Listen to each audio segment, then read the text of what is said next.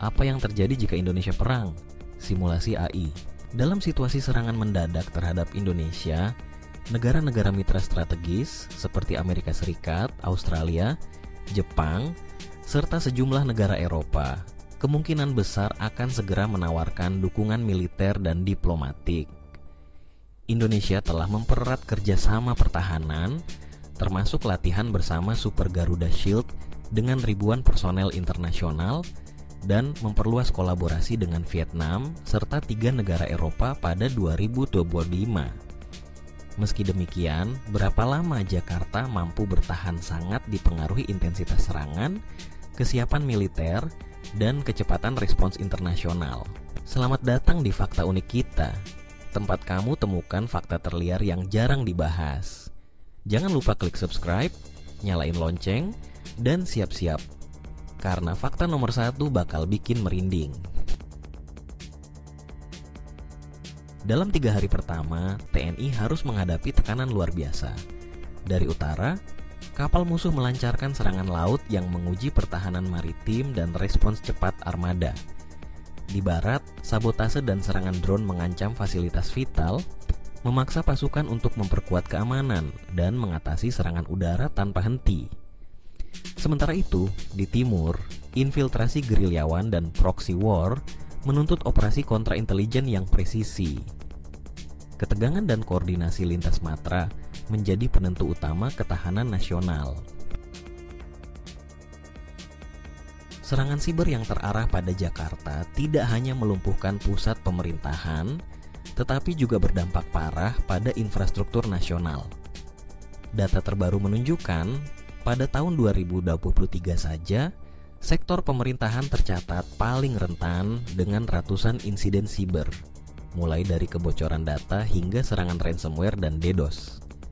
Jika jaringan komunikasi, listrik, dan keuangan terganggu, efek domino akan merambat ke seluruh sektor, memperparah kekacauan, dan menghambat respons nasional secara menyeluruh.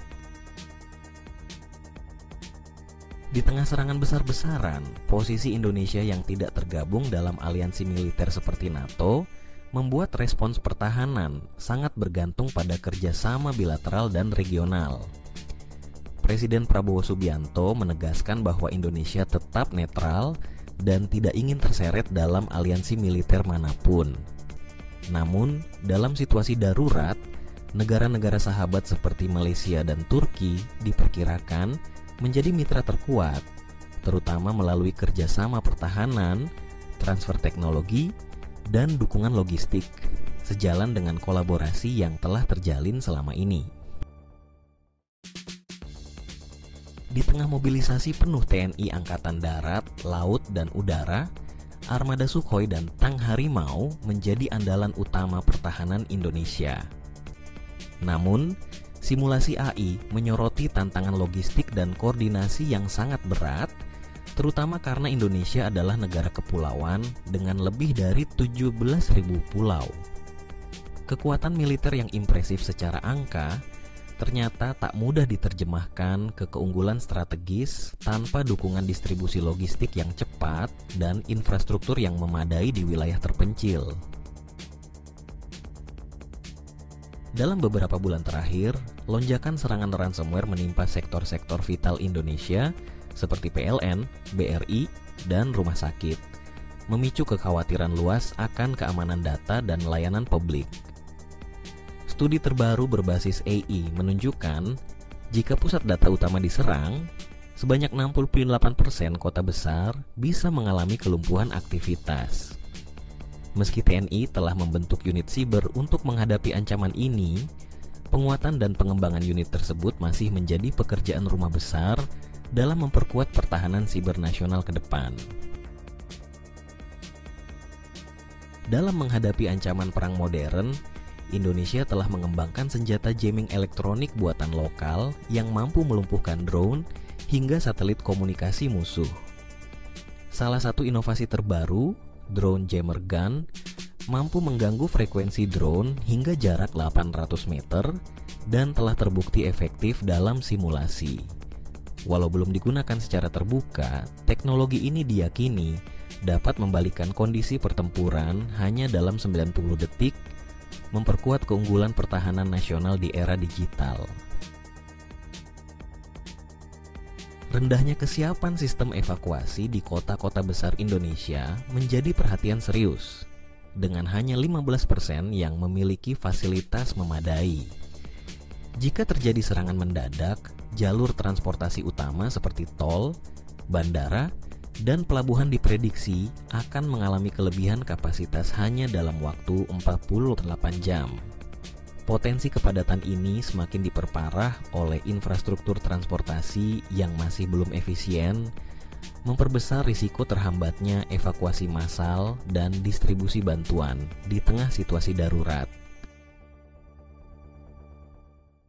Jika pelabuhan Batam, Makassar, dan Surabaya jatuh ke tangan musuh, dampak pada rantai logistik dan suplai bahan bakar nasional akan sangat parah. Ketiga pelabuhan ini adalah nadi utama distribusi energi dan barang vital di Indonesia. Gangguan pada operasionalnya akan memicu kelangkaan bahan bakar, melonjakkan biaya logistik, dan memicu inflasi. Tanpa suplai energi yang lancar, bahkan persenjataan tercanggih sekalipun tak akan berarti di medan perang.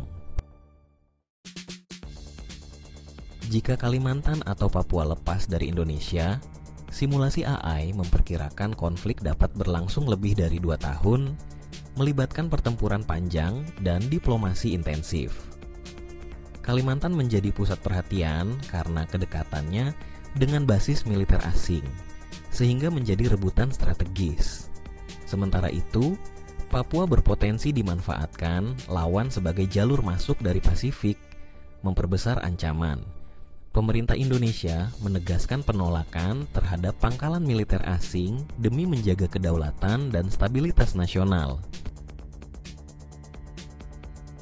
Dari hasil simulasi AI, terdapat 3 kemungkinan akhir. Pertama, Indonesia dapat meraih kemenangan meski harus menanggung kerugian besar, asalkan bantuan sekutu datang dengan cepat. Kedua, jika perang berlangsung lebih dari 2 tahun, risiko kekalahan dan terpecahnya wilayah Indonesia menjadi semakin besar, mengancam keutuhan bangsa. Ketiga, skenario gencatan senjata muncul setelah kedua pihak mengalami kehancuran ekonomi massal, meninggalkan luka mendalam bagi masyarakat dan sistem nasional. Tapi, ada satu skenario AI yang tidak ditampilkan di video ini. Ingin tahu? Tulis lanjut part 2 di komentar. Perang bukan cuma soal senjata, tapi strategi, informasi, dan kesiapan mental. Simulasi ini bukan prediksi kiamat, tapi peringatan. Seberapa siap kita jika dunia berubah dalam semalam? Kalau kamu merasa video ini membuka wawasan, bantu sebarkan ke teman-temanmu. Subscribe sekarang dan nyalakan loncengnya. Karena fakta selanjutnya mungkin akan menyelamatkan hidupmu. Sampai jumpa di video fakta unik kita berikutnya. Merdeka!